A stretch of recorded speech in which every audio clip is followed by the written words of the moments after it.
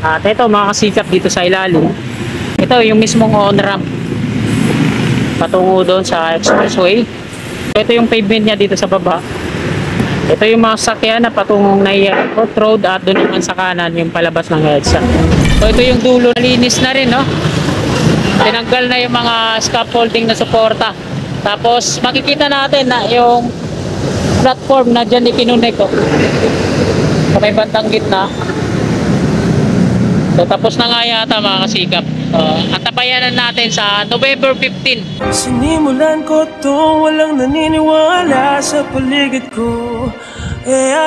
Magandang umaga po sa inyong lahat, Luzon, Visayas at Mindanao, maging sa mga kababayan natin dyan sa abroad, mga OFW. Magandang umaga po sa inyong lahat. Nandito po tayo ngayon sa kabaan ng northbound EDSA. Ito po yung Top Avenue, no?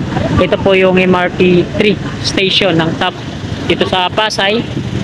At patungo tayo ngayon dito sa kanan, Aurora Boulevard. Mag-update po tayo dito sa Naiya Expressway extension to EDSA via Tramo. So nandito nga tayo sa EDSA, pabalik tayo patungong expressway. So ngayon ay araw ng Martes, ika-24 na po ng Oktubre taong 2023 at alas 11 na po ng umaga. So tapayin natin, tara, let's go! Mula dito sa EDSA northbound mga kasikap, baybay natin dito sa kanan, kaba ng Aurora Boulevard. At hihinto tayo doon sa may footbridge upang kunan ng aerial view, no? Yung on-ramp mismo. At babaybay natin hanggang doon naman sa Naiya Expressway, yung ilalim ng viaduct neto, on-ramp extension na ginawa dito sa kaba ng Aurora Boulevard, palabas ng EDSA. Ayan po yung matutumayan nyo ngayong umagang ito.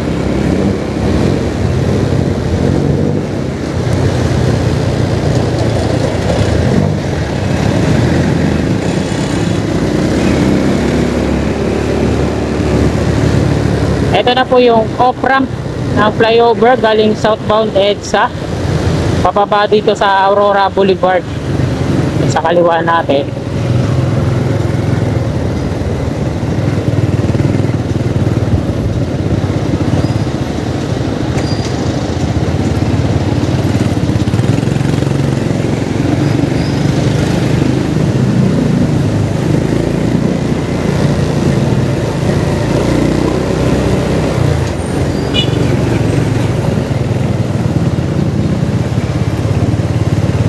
At aakyat tayo dyan sa footbridge na yan mga kasikap. Titingnan natin kung ano na yung ginagawa nila dito sa on-ramp.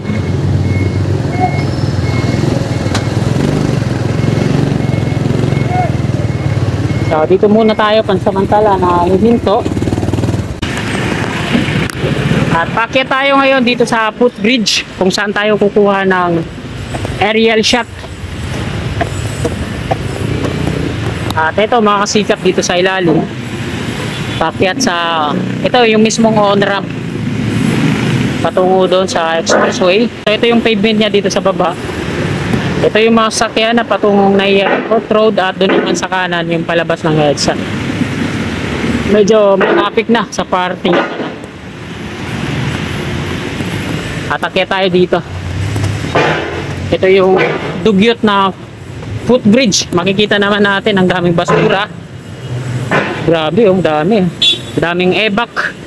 So pasintabi sa mga kumakain. So nakausap nga natin dito mga kasikap yung worker, pati yung guard dyan sa baba, na ang sabi ay mag-open na daw to sa November 15. So wala tayong matibay na ebidensya kung totoo hindi, pero at least may idea tayo, no? Andiyan yung mga worker, pinapakinis nila yung wall barrier dito sa kanan at kaliwa.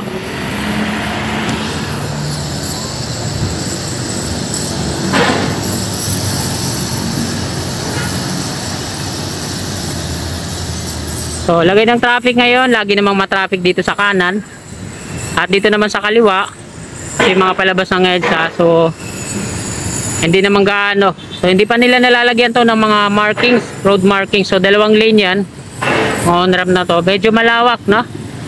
Sana maging two-way yan, on-ramp at off-ramp.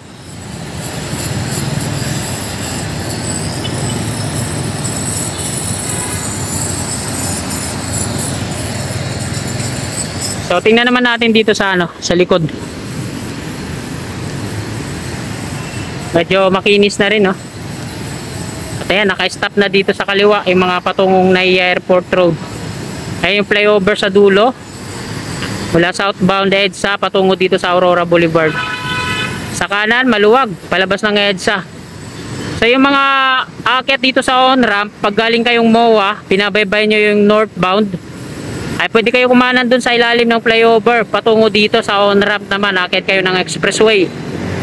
At kung galing naman kayo ng southbound EDSA, pwede kayong umakyat sa flyover, pababa dyan sa flyover naman, off-ramp, at patungo na dito sa on-ramp. So ganun lang. At ayan, bababa na tayo. Babaybay natin tong matraffic na area na to hanggang dun sa dulo, no? Sa may expressway. Tsaka tayo mag-U-turn dun sa dulo kung saan i-connect yan. At patungo tayo ng Naiya Terminal 3.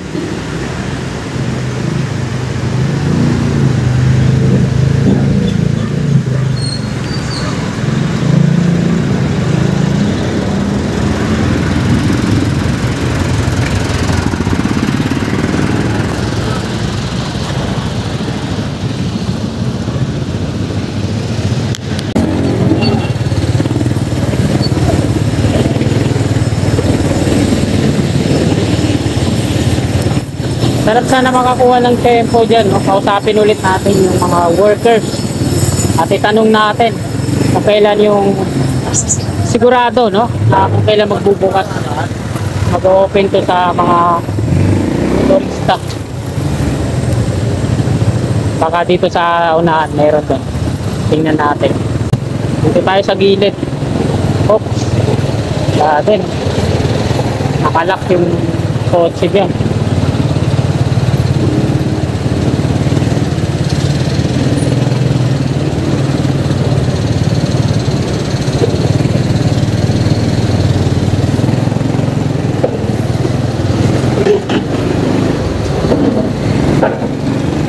Ito yung apartment dito sa kaliwa. Ayan yung umpisa ng mga installation ng Unibridge girders.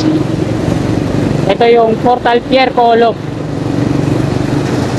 At ito yung tulay dito, no, sa Pasay.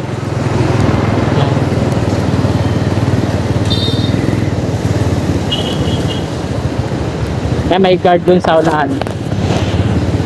Tanungin ulit natin. Boss, tatanong natin. Kailan po ba ang opening na ito? At ito yung ilalim ng viaduct dito. Di pa ganong malinis. At di pa naayos yung pavement mismo.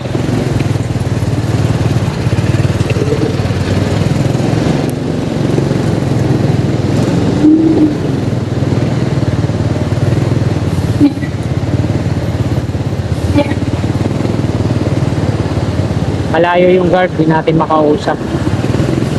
Ito yung ilalim niya dito, mga kasikap. Hanggang doon na yun sa Naiya Expressway.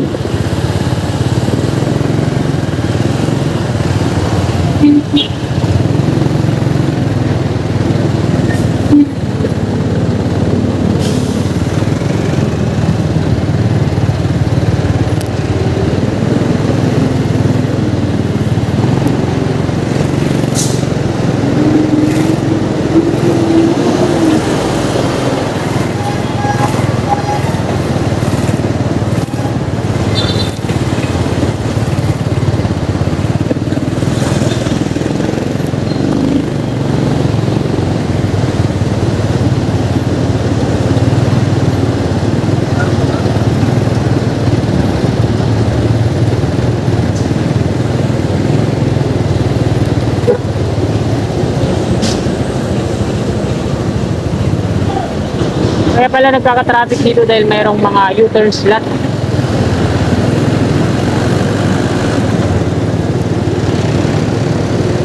So nandito yung ibang worker, pinapakinis nila. Kaya tanungin natin tong medyo malapit.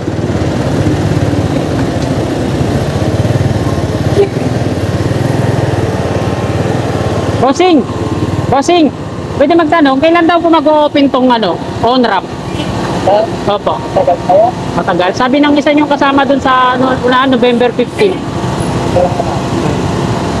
Salamat po, sir, ha. Apo. O, ati yung opinion nila, no? Yung iba hindi nila alam. At yung iba naman siguro yung malapit sa mga ano nila, malapit sa mga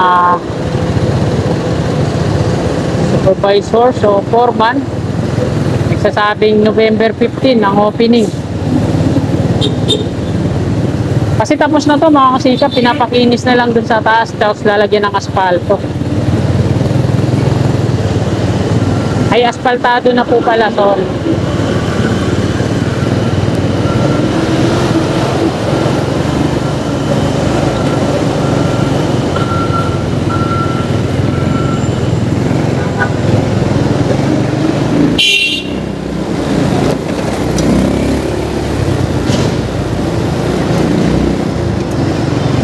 So, nandito na tayo sa kanang bahagi, no? Ito yung NAIA Airport Road. At ito, mga kasikap, mula dito, sa may mga scaffolding na to, yan, minano-mano nilalagyan ng slab to dito at minano-mano i-pouring sa taas. So, na-pouring na nga yata, no?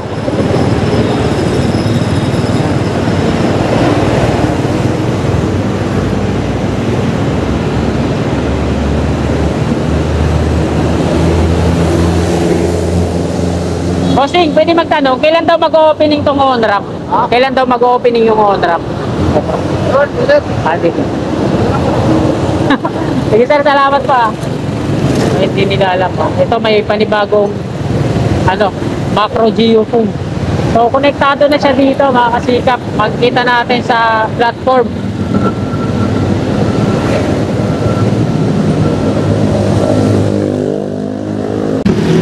So nandito tayo mga kasikap sa kabahan ng NAIA Airport Road, domestic road pakaliwa, papuntang Rojas Boulevard yung diretso.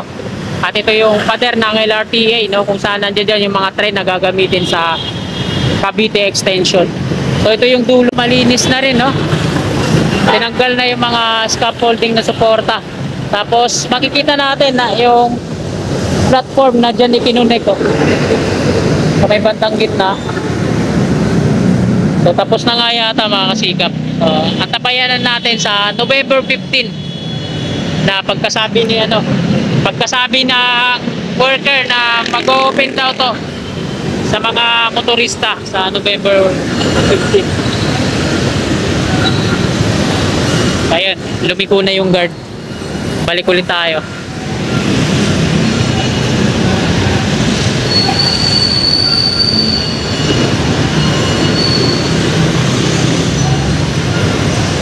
Maayos na yung connection dito, no.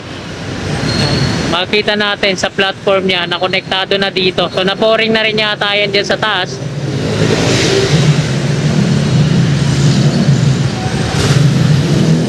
So paano mga kasikap, dito na po nagtatapos tong video natin. Update dito sa NAIA Expressway Extension to EDSA Bayatramo. Maraming salamat po sa patuloy niyong suporta sa aking munting YouTube channel. Sa mga kasikap natin na di pa po nakakapag-subscribe at willing po kayo na suportahan ako, i-click lang natin yung subscribe button dyan sa baba at yung katabi niyang bell. Maraming salamat mga kasikap. God bless po sa ating lahat. You're my angel, angel baby, angel.